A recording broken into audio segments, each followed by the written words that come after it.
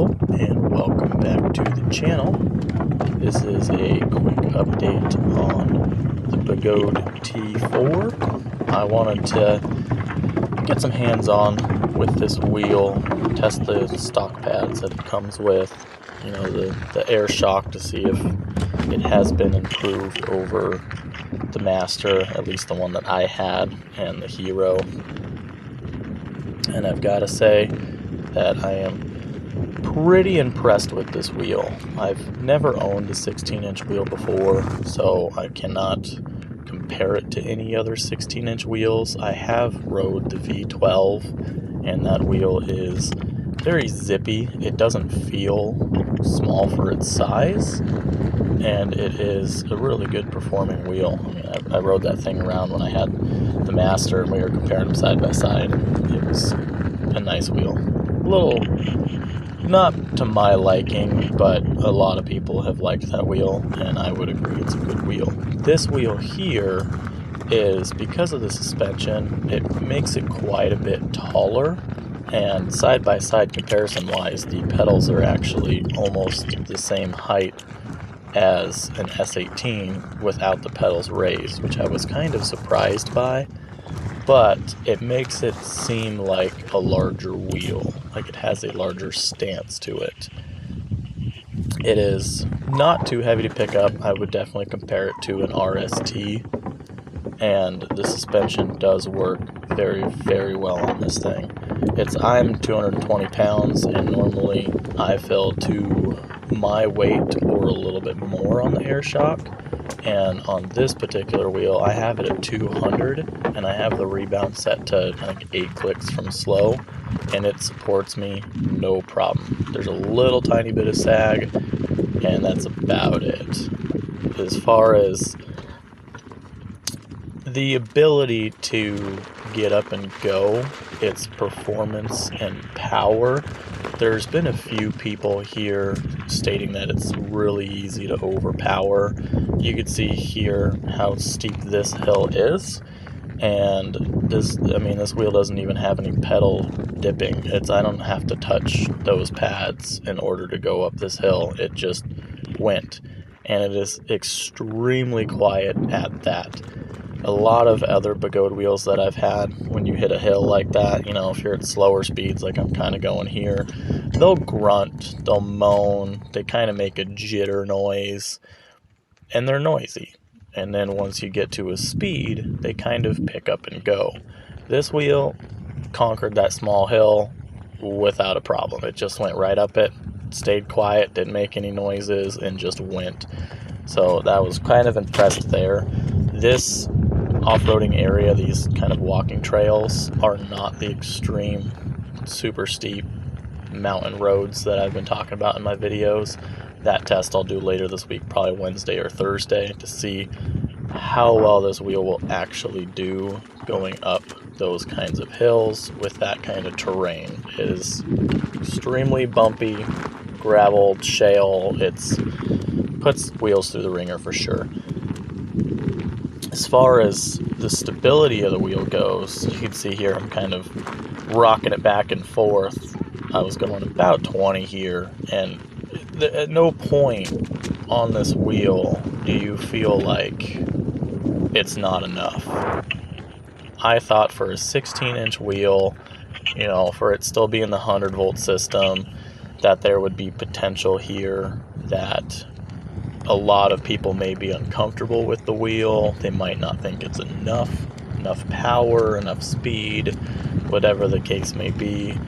And just from, you know, the 10 miles, 15 miles or whatever I've put on this wheel now, it is impressive. It really is. That street tire is very rounded profile, so you're able to, you know, turn on a dime with it. It's very agile, but it's also not unstable. You get a tire like the CST 186, and it's a really good tire as long as you don't fill the PSI too high. You fill it up to 40 PSI, and that tire becomes very unstable.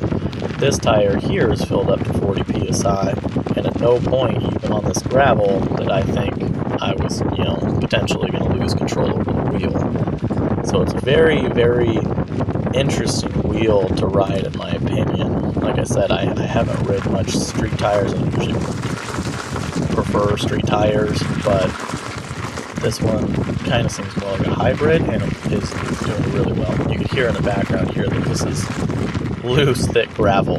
I mean, I thought for sure that I was going to lose it, you know, get a little squirrely in there, and again, no problems at all. The suspension, you can see a lot of it reflecting in my knees as far as the bumps and stuff. However, riding this on these trails, this was one of the most comfortable wheels, other than my Hero with the 650-pound coil, that I have ridden. It is very, very nice, and that shock works really, really well.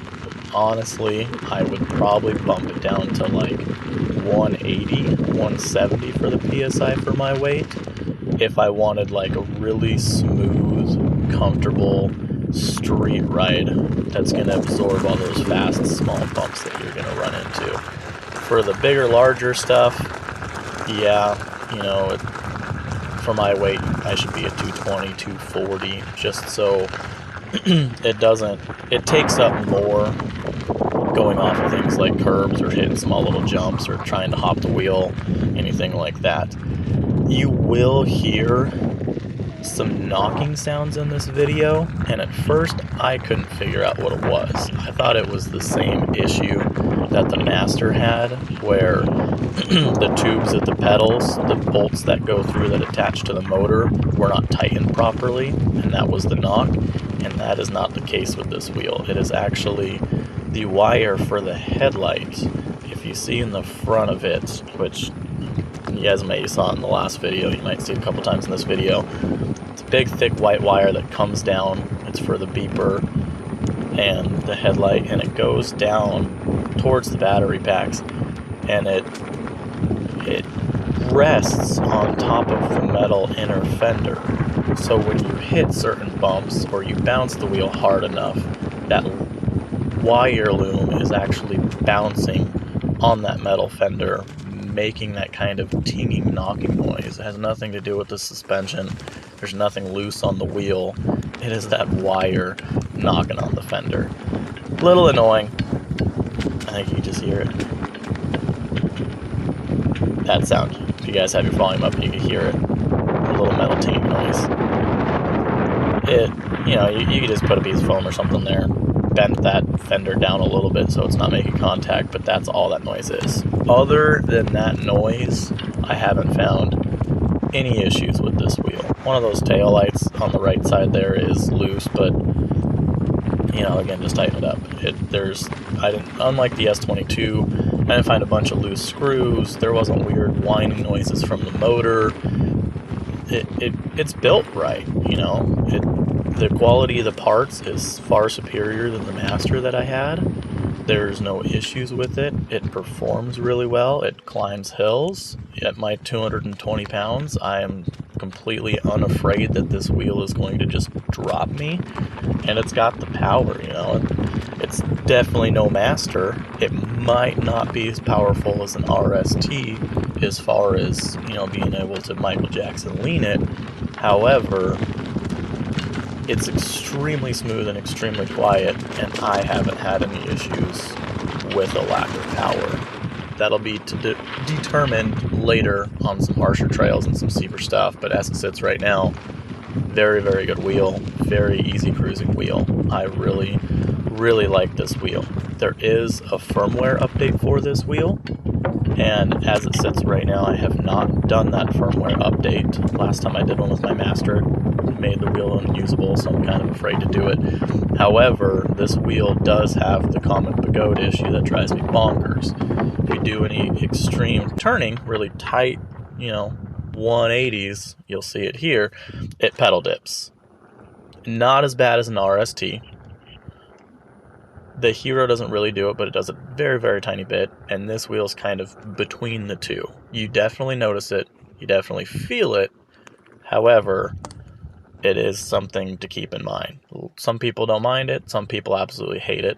I hate it. It drives me nuts. I don't know why this keeps coming back on Begode wheels, but it's here. I'm hoping the update fixes it. If it does, I'll let you guys know. Something else I noticed on this wheel after doing, my quote-unquote unboxing video is the screen is actually in Imperial. So I got into the Begode app, switched it over from kilometers to miles, and I looked down at the screen and I was like, that looks like miles per hour. Opened up Google Maps, checked it, and it is actually in Imperial. So for those in the US, those that want Imperial, this is the first Begode out of the box that I know of that actually has Imperial on the screen, which is awesome. This is my fiance riding the wheel. She has officially taken it from me. She no longer loves her S18, sad day, and you guys know I have an S22 for sale because one was hers, and now this has become her favorite. It's a smaller wheel, it has a smaller platform. For a smaller person, it's a much easier wheel to handle, maintain, and ride than something like the S22. It's also got much smoother suspension on it than the S22, which makes it, a very comfortable, easy ride. She went up this, you'll see the hill here shortly, the same hill that I went up. Obviously, as a lighter rider, it's going to have a little bit more power than with me on it. But same thing with her. She scooted up it, and, she kind of was giggling that the S18 doesn't even really compare to this wheel going up a hill like the one coming up. As far as, my notes on the wheel, I've got to do a lot more testing. I'm going to do a range test here probably Wednesday on it, and if I get 50 miles out of this wheel, I'll be very impressed.